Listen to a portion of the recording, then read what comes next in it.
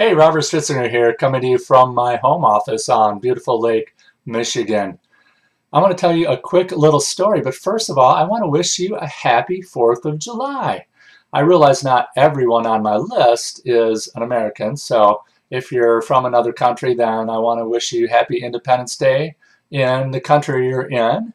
And if you're in a country that doesn't celebrate their independence, well, I wish you to have all the freedom you can possibly have. And you know that most of the freedom that you have is up here.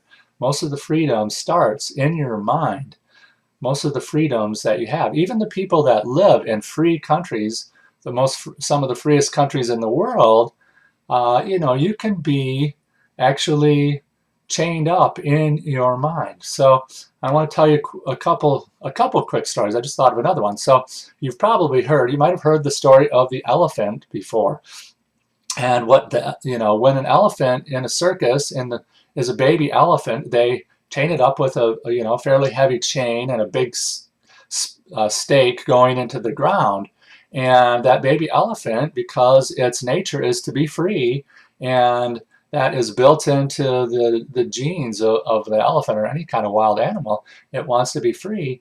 And so that elephant will tug on that chain and try to get free. And it'll work, it'll keep trying for, days and weeks and months. And it'll, try to get away with all its might as it's growing.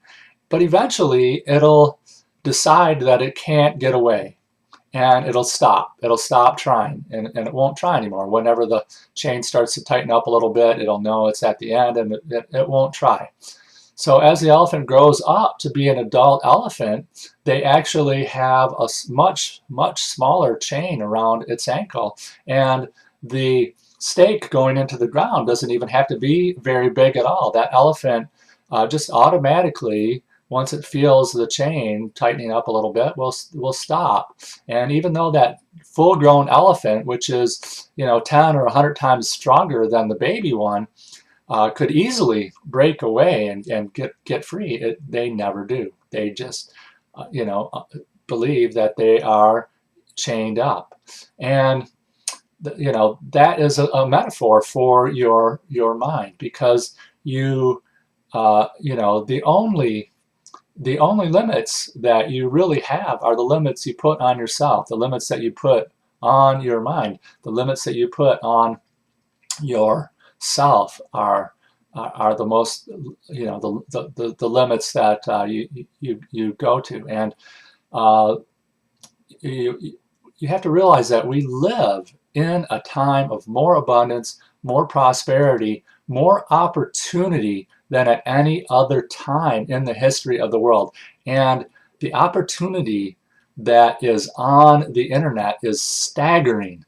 You have the opportunity to be connected with billions of people on the internet. That your reach is billions of people. And they say that between now, 2013, and 2020, there will be 5 billion people on the internet.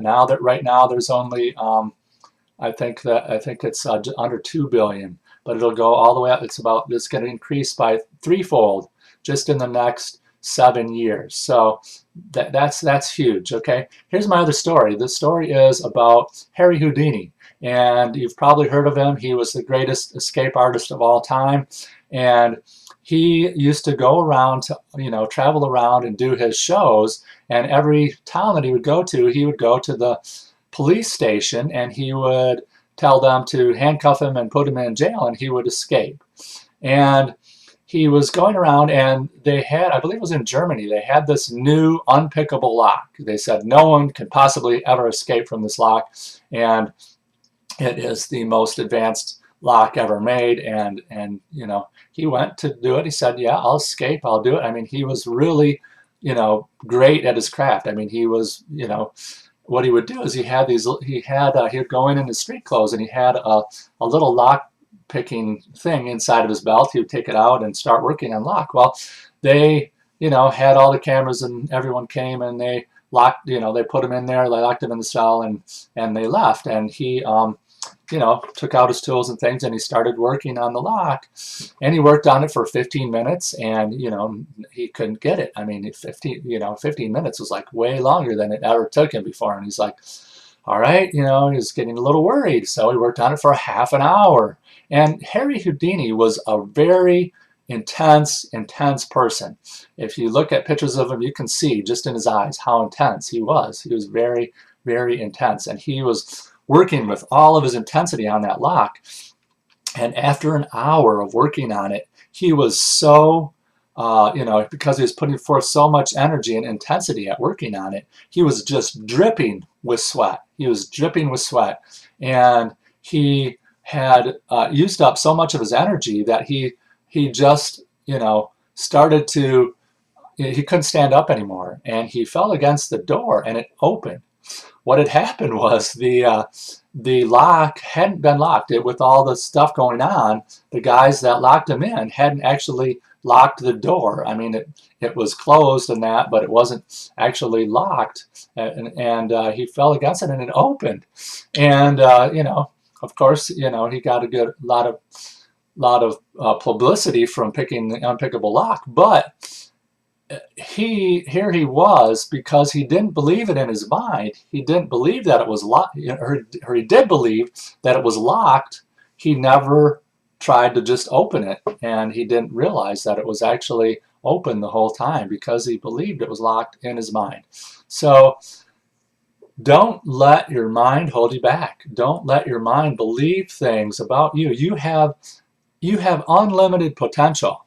As a human being, you have unlimited potential inside of you to release, to be, to do, to have anything that you want in your life. It's just up to you to decide that you want it, and then go for it. Go for it and live a bigger life, play a bigger game, be the best version of yourself that you can possibly be. Thank you for watching this video. Have a wonderful, great 4th of July weekend, and I'll see you on the next video.